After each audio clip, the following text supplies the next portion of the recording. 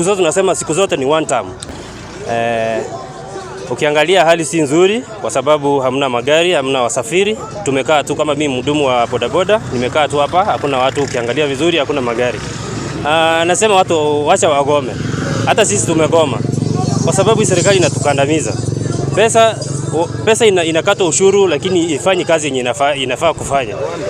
Siku zote tunasemanga kama mtu afanyi kazi, kukata ushuru si shida. Shida hiyo pesa yenye tunakata inafanya kazi. Kwa majina yangu kamili ni Pius Ombati. Nafanya na kampuni ya Mariboro anda Wasafiri Travelers Sacco. Hii mambo juu ya mafuta imetuaffect kama sisi mahustlers. Gava atuonea huruma, at least hii mambo iregeze. Lita moja hapa Nyamira ni 246 shillings per liter. Na tukijaribu kutembea kwa hizo petrol station ni kama ni petrol station moja iko na hiyo mafuta.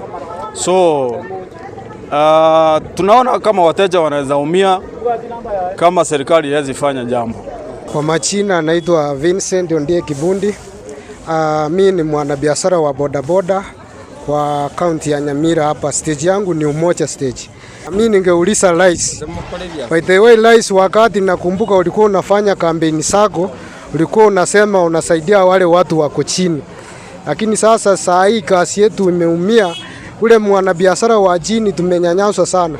Hata saa hii kwa stage ukiambia mtu for example mahali fulani umemuongezea kama 20, anasema mimi nimeongezewa na nani. So tunaona rais, hiyo mafuta imeenda juu sana. Kwa majina mimi naitwa na Kunyamboga, mimi ni mfanyabiashara hapa wa taxi Nyamira. Sasa vile mafuta hii imeongezeka, sasa tujui tufanye nini. Kama vile saa hii nilikuwa mtu napeleka safari, mafuta ikaongezeka, sasa akasema kama mafuta imeongezeka, sasa siwezi ongeza pesa nyingine. Pesa nilikuwa nayo ndio hiyo. Na serikali ilituambia imetoa VAT ya 8%. Kumbe ilikuwa inadanganya. Inaongeza mafuta mpaka sasa wanaanguza 8%, wanaongeza 50.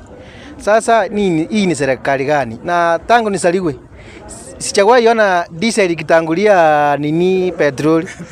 Hii ndio mwanzo nimeona, hata nimeshangaa. Mpaka saa hii mimi naona sasa kazi tutafunga tuende nyumbani. Hatuna kazi sasa. Taxi ilikuwa tunapeleka mtu Kisii dropping ilikuwa 2500. Saa hii sasa itafika 3000. Sasa si unaona hapa sasa mtu atalia, sasa utafanya namna gani? Kwa majina naitwa Shadrack Nyaribo Ombongi.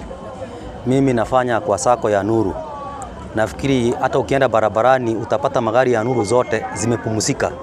Sababu ya mafuta bei imepanda zaidi. Mpaka hata ukienda kwa petrol station unaangalia bei saa hii ni 246. Sasa hiyo mafuta hata mwananchi ukijaribu kumbeba kwa gari analalamika. Sasa unashindwa utafanya namna gani? Kutoka hapa kwenda Kericho tulikuwa nabeba 300. Sasa saa hii mtu anastahili kutoa 500.